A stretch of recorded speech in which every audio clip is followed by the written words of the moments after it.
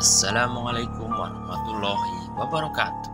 Selamat malam para penikmat kisah misteri. Hari ini saya akan menceritakan sebuah pengalaman pribadi yang membawa saya ke jalan yang lebih baik. Ini bukan sekedar tentang usaha atau penglaris, tapi tentang keikhlasan, perjuangan, dan makna berserah diri kepada Allah. Cerita ini penuh dengan kejadian yang mungkin akan membuat Anda tercengang. Jadi siapkan hati Anda. Memulai usaha jualan martabak adalah salah satu keputusan paling berat dalam hidup saya. Saat itu saya tidak punya pengalaman, pelanggan, atau modal besar. Setiap hari terasa seperti perjudian, berharap dagangan habis, tetapi sering pulang dengan sisa bahan yang masih banyak.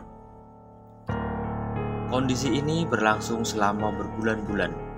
Saya hampir putus asa, tapi keyakinan saya pada Allah membuat saya terus berjuang.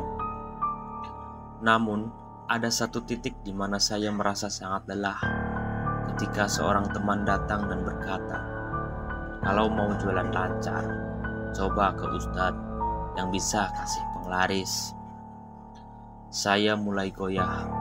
Awalnya saya menolak mentah-mentah, tapi malam itu setelah melihat anak saya yang masih bayi menangis karena kekurangan susu, hati saya berubah. Saya pikir mungkin tidak ada salahnya mencoba. Saya akhirnya mendatangi tempat yang direkomendasikan teman itu. Bukan masjid, bukan rumah ustadz juga, melainkan sebuah gubuk kecil di pinggir desa. Pemiliknya seorang lelaki tua bernama Pak Ponimin. Penampilannya biasa saja, tapi auranya membuat bulu kuduk saya berdiri. Dia bertanya tentang tanggal lahir dan beton saya, lalu membawa saya ke sebuah ruangan kecil. Setelah mendengar keinginan saya, dia memberikan sebuah botol kecil berisi minyak yang dibungkus dengan kain putih dengan banyak tulisan Arab gundul yang saya pikir itu adalah raja.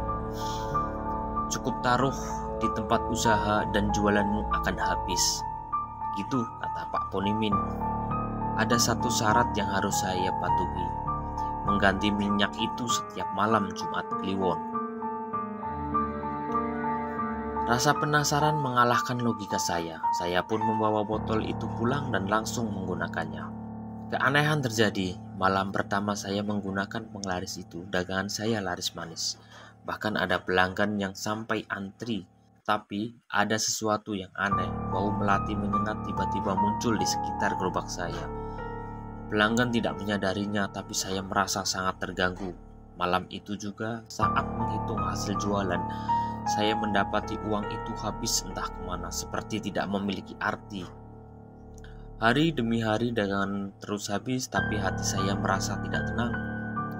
Saya merasa seperti dijerat oleh sesuatu yang tak kasat mata. Ketika minyak itu habis, saya memutuskan untuk tidak menggantinya lagi. Bahkan saya membuang botol tersebut ke selokan. Saya pikir masalah selesai, tapi ternyata malah baru dimulai.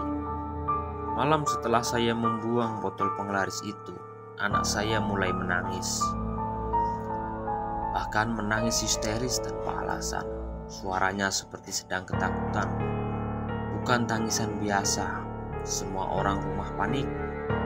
Kami mencoba menenangkan, tapi tangisan semakin menjadi-jadi. Kejadian itu berulang setiap malam, seolah-olah ada sesuatu yang menghantui rumah kami. Bau melati yang dulu muncul di gerobak saya kini memenuhi rumah saya. Saya sadar ini pasti ada hubungannya dengan botol minyak itu. Dengan hati penuh penyesalan, saya mendatangi Abah. Abah adalah guru ngaji saya dulu pas saya masih di pondok. Saya menceritakan semuanya mulai dari jualan martabak sampai perjanjian dengan penglaris. Mendengar itu, Abah menghela napas. "Penglaris itu bukan sekedar minyak. Itu adalah perjanjian dengan jin. Ketika kamu menggunakannya, kamu mengizinkan mereka masuk ke kehidupanmu. Makhluk itu yang sekarang mengganggumu," kata Abah. Saya langsung meminta Abah untuk membantu membersihkan rumah kami. Proses ruqyah pun dimulai. Dalam ruqyah itu saya merasa sensasi seperti ditarik keluar dari tubuh sendiri. Kata apa? Saat itu saya kesurupan, tapi saya sendiri tidak menyadarinya. Setelah selesai, Abah berpesan, tegakkan sholat, perbanyak istighfar, dan percayalah rezeki itu sudah diatur oleh Allah. Jangan pernah coba-coba mencari jalan pintas lagi. Sejak hari itu rumah kami kembali tenang. Tidak ada lagi tangisan histeris di malam hari. Tidak ada bau melati, tidak ada gangguan apapun. Saya pun kembali fokus menjalani usaha tanpa bergantung pada hal-hal yang dilarang. Meskipun hasilnya belum melimpah, saya merasa lebih damai. Setiap uang yang saya dapat terasa lebih berkah. Pengalaman ini mengajarkan saya untuk satu hal.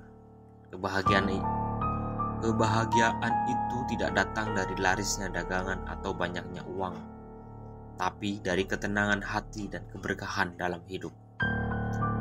Itulah cerita saya hari ini. Semoga kisah ini menjadi pengingat bagi kita semua untuk tidak mengambil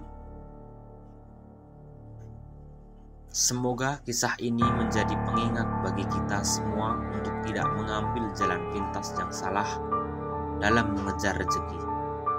Ingat, rezeki itu sudah diatur. Tugas kita adalah berusaha dengan cara yang diridhoi Allah.